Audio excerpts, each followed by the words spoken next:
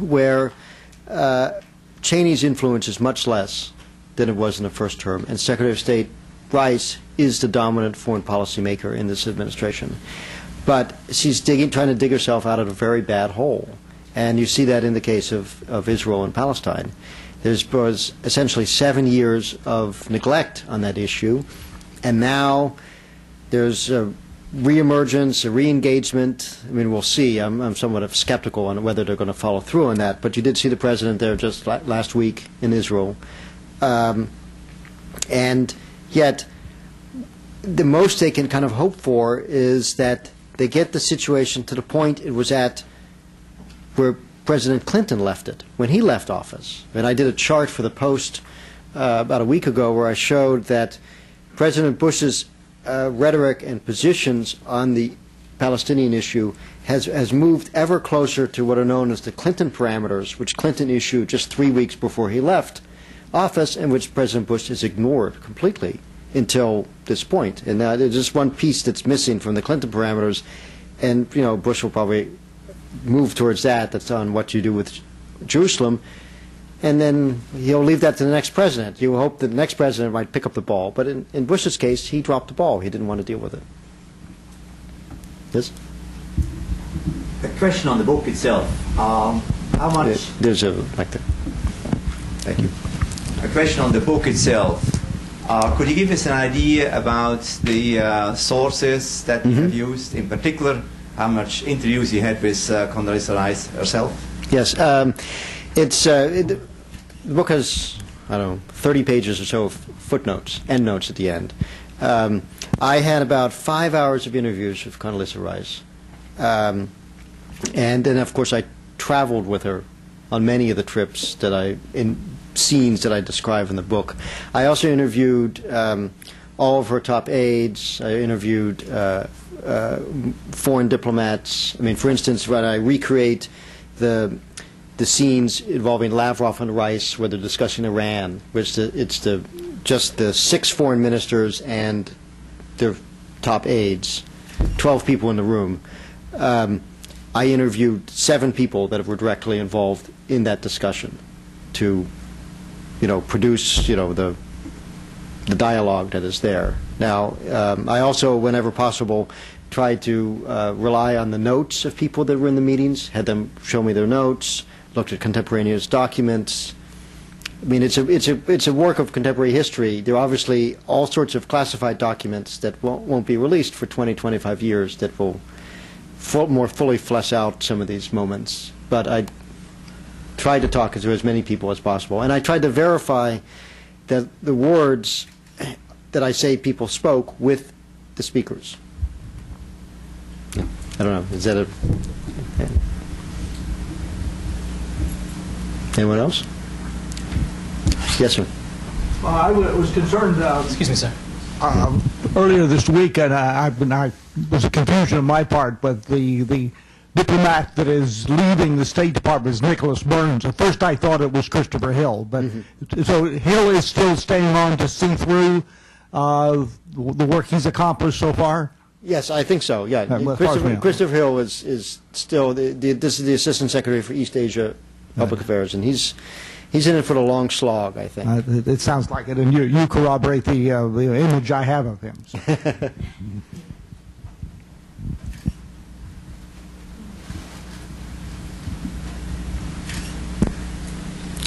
There must be more questions. I could not have answered all of them. Yes. I'd like to go back to the first question and the thesis that you stated at the end of the Condoleezza Rice lacking primarily in strategic vision.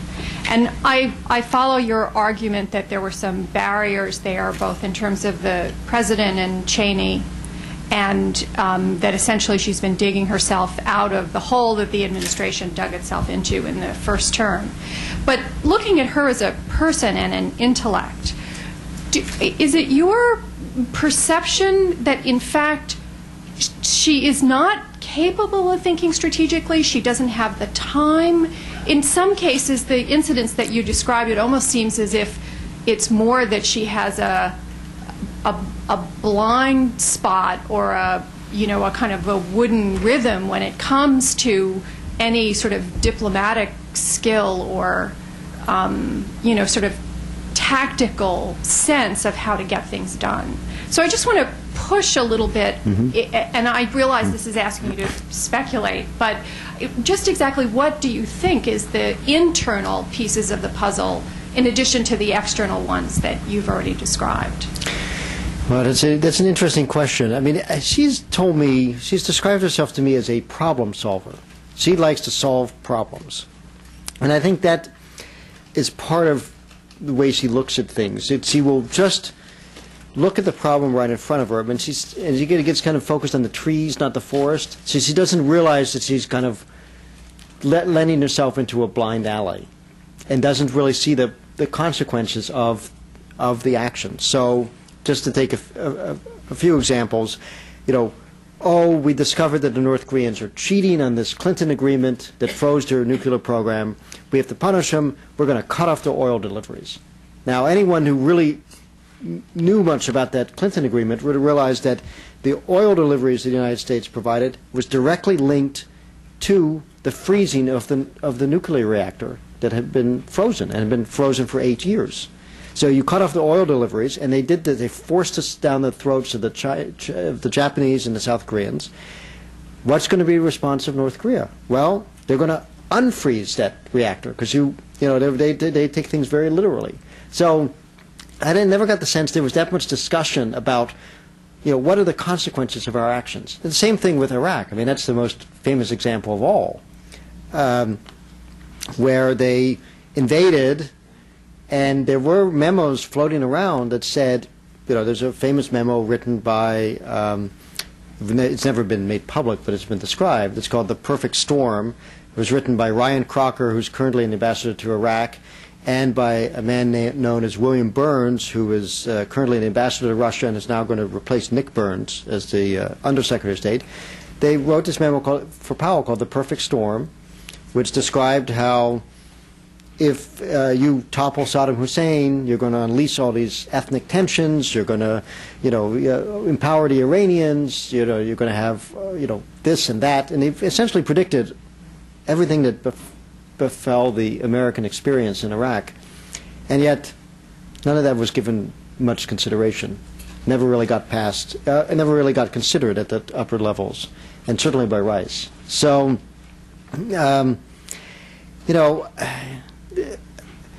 to some extent, Rice has succeeded by over the years by attaching herself with very powerful mentors.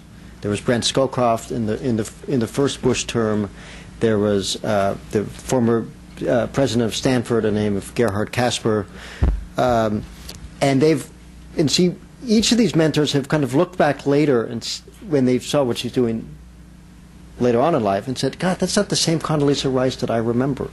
I mean, if you think of what she was when she worked for Brent Scowcroft, she was known as a uber realist, what is known as the realist school of foreign policy, and very, and she, that the moral character of states doesn't really matter that much. Now she works for President Bush. She's adopted his attitudes and philosophies. And so I think that also, part of her being tactical and not so strategic is that she doesn't really have, it's unclear to me what she really believes in, except for the person she's working for at the time. So I'll be very interested to see what her positions are after she leaves this administration, and if she actually begins to say things, suggests she believes in things differently than what this administration is arguing at this point. I hope that got a little deeper into her. Yes, sir.